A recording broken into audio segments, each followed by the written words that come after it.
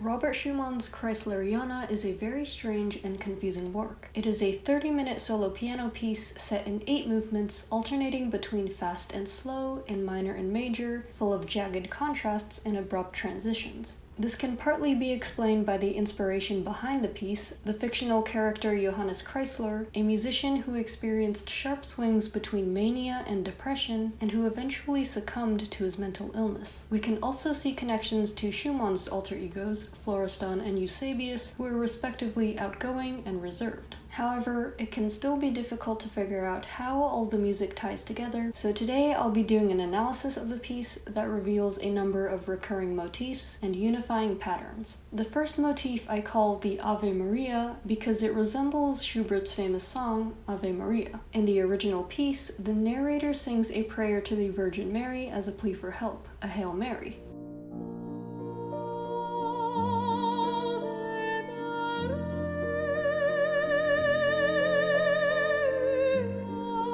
Schumann was known to have greatly admired Schubert, and he quoted the Ave Maria directly at the end of his own song, Widmung. So it's entirely possible that he would also quote it in Kreisleriana, although in a slightly paraphrased version. The Ave Maria might also be a depiction of Clara Wieck, who Robert Schumann would marry 2 years after writing Kreisleriana. Robert said that Clara played a very important role within the piece. He also said that he looked up to her, quote, as a Madonna, or Virgin Mary, and received courage and strength from her, which might be a clue as to how the Ave Maria quotation functions within this piece. The first time the motif appears is in the second intermezzo of the second movement in the left-hand octaves.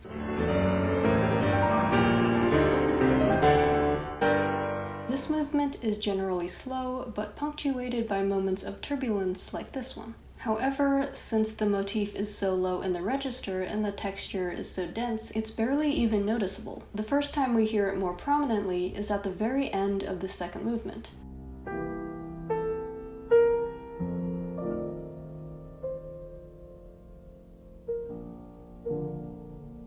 We've gone through a lot of different emotions in this movement, which is about 10 minutes long and contains no less than 6 different sections, and having the Ave Maria here serves as a kind of prayer or blessing over the whole thing, much like how it was used in the Schubert song. We get the feeling that we realize something bad is about to happen, but we're trying to stay in this nice peaceful place for as long as we can. And with the start of the third movement, with its weird twitchy figure in the right hand, we see that this is unfortunately not the case. The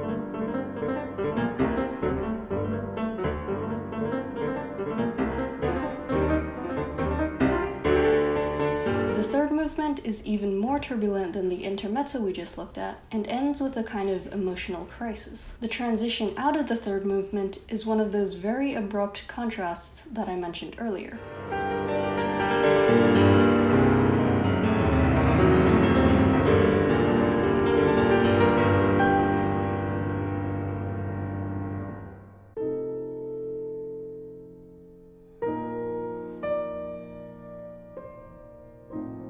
We go from forte G minor chords to a piano dominant 7th of B flat major. The fourth movement sounds a bit like daydreaming or purposely turning a blind eye to the conflict in the third, and we only belatedly realize that the melody is in fact the Ave Maria, though in a fragmented form. This feels like we're absent-mindedly invoking the prayer again, turning it around in our minds and realizing that things aren't going as we've hoped. The motif appears again in the fifth movement, which on the whole is rather skittish, much like the third movement.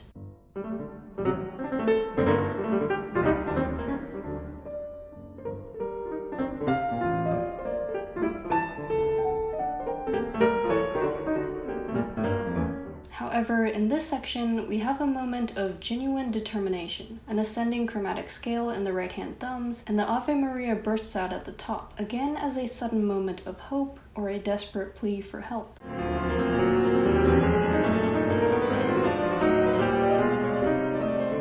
However, we see that once again, our plea is not answered, and we descend back into the anxious, disorienting material that we started the movement with. The last time we get the Ave Maria is in the sixth movement, and it's used in a similar way at the climax of a phrase. I particularly like Alfred Cortot's interpretation, in which he actually decrescendos to it and gives it a very wistful feeling.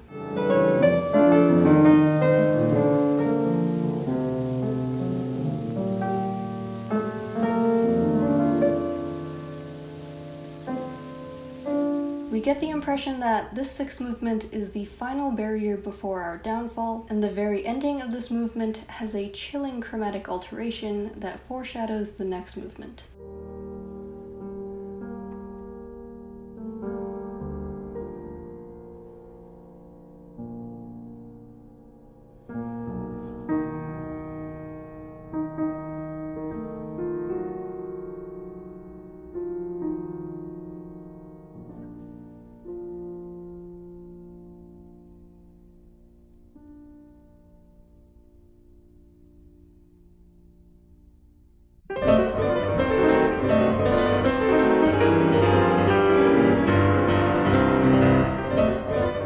The seventh movement is indeed a kind of climactic crisis. We get the sense that we're running around screaming and pleading and crying all at the same time. There is the mysterious chorale that ushers in this sudden calmness, which I will talk about later in the video. Then the eighth movement is another bit of emotional whiplash. It's a quiet version of the skittish, scurrying quality of the third and fifth movements, and the entire piece ends quietly and almost anticlimactically, triple piano and in the very lowest registers of the instrument.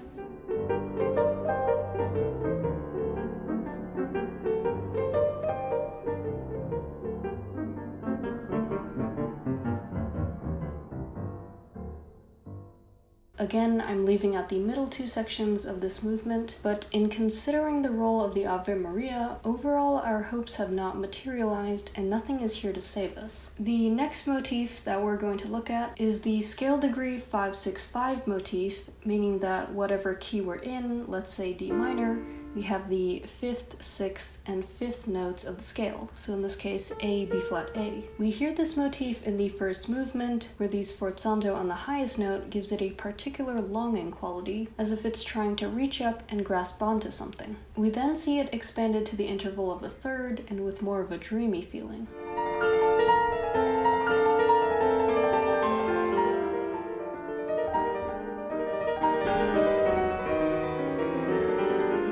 The first theme of the second movement is also built around this motif. We're now in B flat major, so scale degrees 5-6-5 would be F, G, F. This theme as a whole has a longing or wistful quality, and some performers like to stretch the top note accordingly.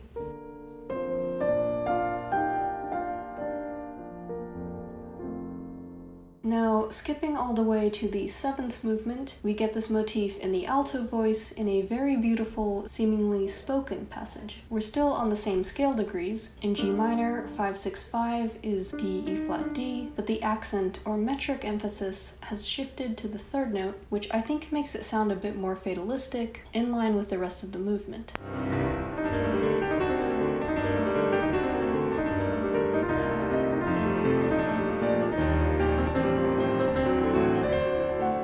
We get this motif for the last time in the eighth movement, which is in the same key as the first movement, serving to frame the piece within the same keys, but this time it's split up between different octaves. The metric emphasis is again on the second note.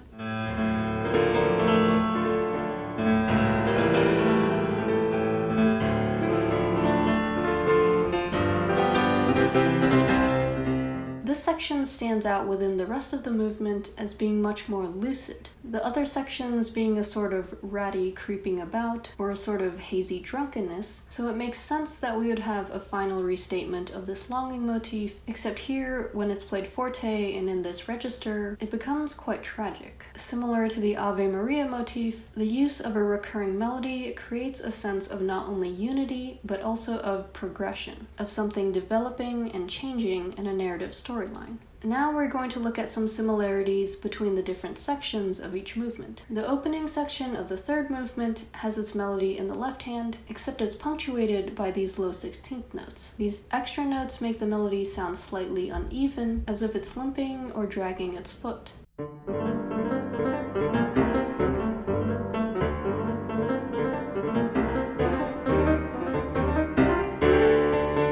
In the slow middle section of the movement, we again have a melody with repeating lower notes, except in this context, they add a sense of dreaminess, the repetition of something over and over again being kind of hypnotic.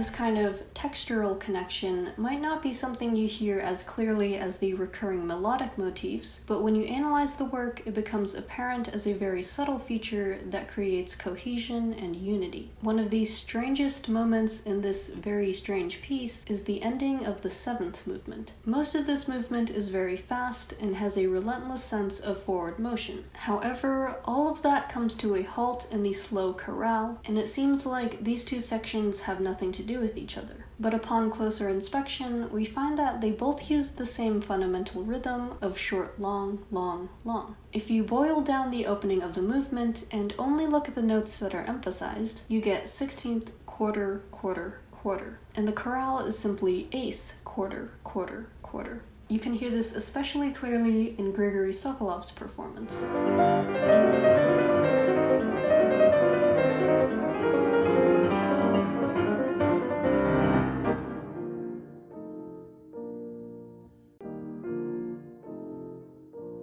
In the eighth movement, we also get this repetition of a rhythmic motif. However, what's interesting is where the metric emphasis is placed. In the first iteration of the A section, the emphasis is on the third note, which is the downbeat. But in the B section, the emphasis shifts to the second note because it is much higher than the rest.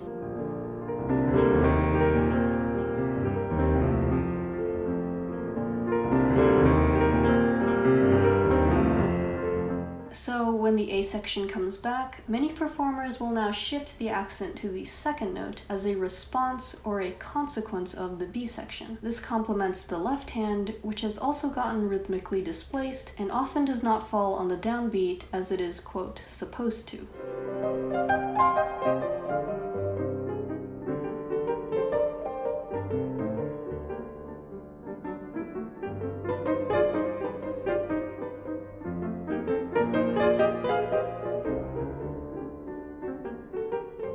This metric shift highlights again the concept of the progression of a single idea, how one motif changes over time. Within the context of this piece, with its programmatic associations with Johannes Kreisler and his mental decline, I think this metric unraveling shows how someone gradually loses control of their mental faculties over time. Finally, in the quote lucid section that I talked about earlier, we again see this rhythm appear to make up the 5-6-5 melodic motif.